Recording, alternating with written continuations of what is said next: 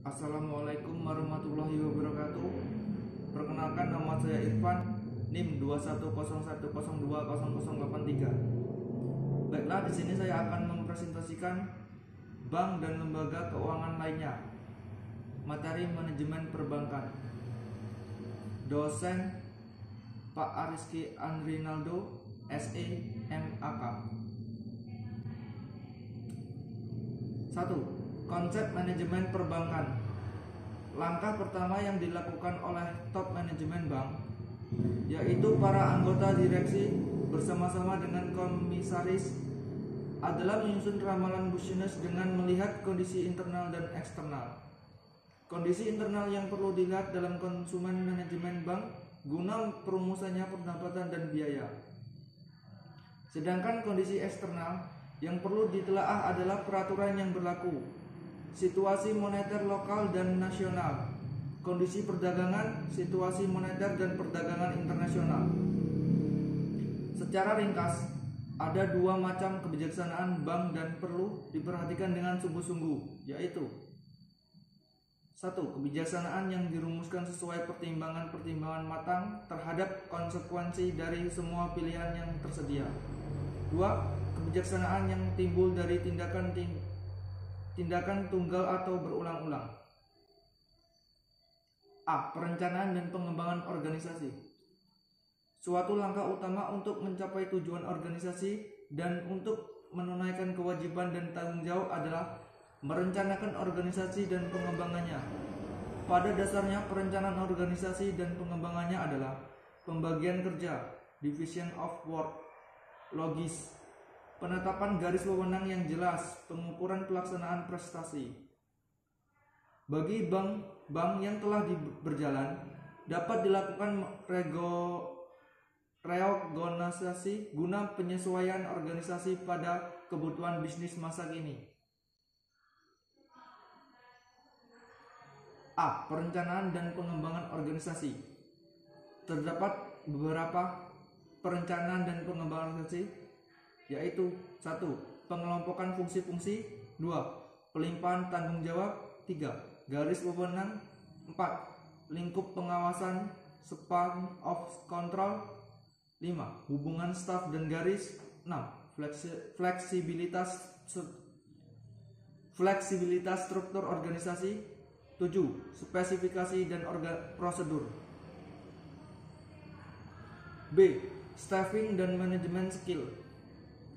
A. Staffing merupakan fungsi yang hampir sama dengan organizing atau pengorganisasian, di mana pada intinya fungsi ini bertujuan untuk menempatkan sumber daya perusahaan di tempat yang paling tepat sesuai dengan bidang keahliannya.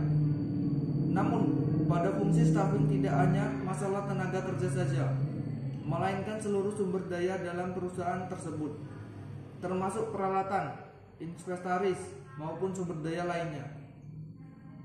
Fungsi staffing ini sangat penting dilakukan karena terkadang satu atau dua divisi lain di dalam perusahaan mempunyai kebutuhan yang berbeda-beda, sehingga fungsi manajemen pengelolaan perusahaan ini sangat perlu dilaksanakan.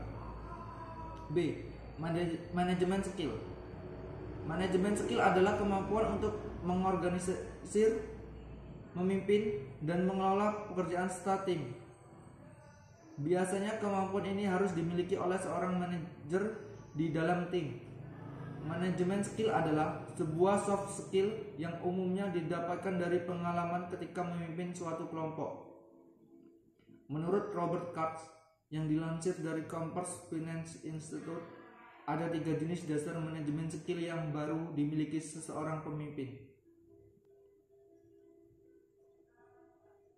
C. Pengawasan internal. Pengawasan internal adalah pengawasan yang dilakukan oleh aparat dalam organisasi itu sendiri. Victor S. halaman 28. Sementara pengawasan eksternal adalah pengawasan yang dilakukan oleh aparat dari luar organisasi itu. Menurut Sudanto 1987, pengawasan adalah segala kegiatan untuk mengetahui dan menilai kenyataan yang sebenarnya tentang pelaksanaan tugas dan kegiatan, apakah sesuai dengan yang semestinya atau tidak. D. Sistem manajemen bank. Sistem manajemen dalam pembahasan ini ialah berhubungan dengan tata cara bank mengatur pola operasional dari berbagai aktivitas bank. Pola ini erat juga kaitannya dengan sistem sentralisasi manajemen atau desentralisasi. Ada 4 macam sistem manajemen bank yang perlu kita ketahui, yaitu 1. Unit banking system, 2. Branch banking system, 3. Group dan chain banking system, 4. Mixed system. 2. Mengatur dan menata aktiva bank. Mengatur dan menata aktiva adalah pengelolaan semua harta kekayaan bank dan semua kewajiban bank. Sering pula diartikan sebagai pengelolaan sumber dana dan pengalokasiannya. Yang pasti adalah keseimbangan antara dua sisi dari neraca bank merupakan tugas yang rutin dari manajemen bank. Artinya keseimbangan antara aktiva dan pasifa yang tergambar dalam neraca bank merupakan bagian yang amat penting dalam tugas-tugas manajemen bank. Aktiva dan pasifa adalah dua sisi dari gambaran keuangan bank, baik dari berbentuk kekayaan atau harta milik bank maupun hal-hal yang menggambarkan posisi utang. Kewajiban dan modal bank keduanya harus mencapai keseimbangan, di mana faktor yang dapat menyeimbangkan di antara keduanya adalah rugi dan laba dari bank tersebut. A. Mengenal pos-pos neraca, balance sheet. Bank komersial, bank umum. Neraca atau balance sheet adalah suatu gambaran dari laporan keuangan bank yang mengemukakan perbandingan yang seimbang antara harta benda milik atau kekayaan bank dengan semua kewajiban, utang dan modalnya. Dengan ringkas kita bisa menyebutkan bahwa neraca adalah keseimbangan antara aktiva dan pasifa. B. Penggolongan kolektibilitas surat berharga. Kolektibilitas bahasa Inggris collectability merupakan klasifikasi status keadaan pembayaran angsuran bunga atau angsuran pokok dan bunga kredit oleh debitur serta tingkat kemungkinan diterimanya kembali dan dinamakan dalam surat-surat berharga atau penanaman lainnya. 3. Manajemen permodalan. Pengertian modal masih menurut KBBI, modal adalah sesuatu yang digunakan seseorang atau perusahaan sebagai bekal untuk bekerja, berjuang, dan sebagainya. Dengan demikian, modal adalah semua hal yang dimiliki baik berupa uang, barang, aset lainnya yang dapat dimanfaatkan untuk menghasilkan keuntungan dalam menjalankan usaha. 2. Strategi permodalan. Secara klasik kita menyebut bahwa bank adalah lembaga kepercayaan.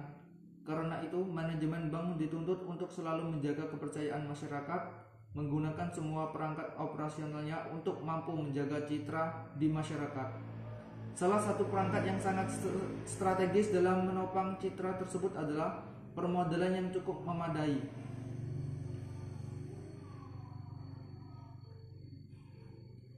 3. Fungsi modal bank. Terdapat 3 fungsi modal bank, yaitu salah satunya fungsi operasional, fungsi perlindungan, fungsi pengaturan. 4. Kecukupan modal. Kecukupan modal adalah suatu regulasi bank yang menetapkan suatu kerangka kerja mengenai bagaimana bank dan lembaga penyimpanan harus mengenai permodalan mereka. Kategorisasi aktiva dan modal sudah sangat standarisasi sehingga diberi bobot risiko. Dalam lingkungan internasional, Komite Basel dalam Bank Penyelesaian Internasional mendorong persyaratan modal di tiap-tiap negara. 5. Capital Adequacy Ratio. Kaitan BIS dan CAR. BIS adalah tingkatan dari Bank International Settlement. Adalah suatu organisasi bank sentral dari negara-negara maju yang disponsori Amerika Serikat, Kanada, dan negara-negara Eropa Barat. Jepang sebagai salah satu negara maju yang berada di Asia ikut paling belakangan dalam pendirian BIS. Karena kritik terhadap sistem moneter Jepang justru yang paling ramai dibicarakan dalam pertemuan awal dari Bank Global. Kewajiban penyediaan modal minimum. Kewajiban penyediaan modal minimum bank diukur dari persentase tertentu terhadap aktiva tertimbang menurut resiko, sejalan dengan standar yang ditetapkan oleh penempatan Bank Internasional terhadap seluruh bank Indonesia diwajibkan untuk menyediakan modal minimum sebesar 8%. Untuk memberikan kesempatan kepada perbankan melalui penyesuaian permodalan berdasarkan ketentuan ini, maka pemenuhan kewajiban penyediaan modal minimum sebesar 8% dapat dilakukan secara bertahap, yaitu ukuran sekurang-kurangnya 3% sejak akhir Maret 1992, 7% sejak akhir Maret 1993, dan 8% sejak akhir Desember 1993. Baiklah, itu materi yang saya sampaikan.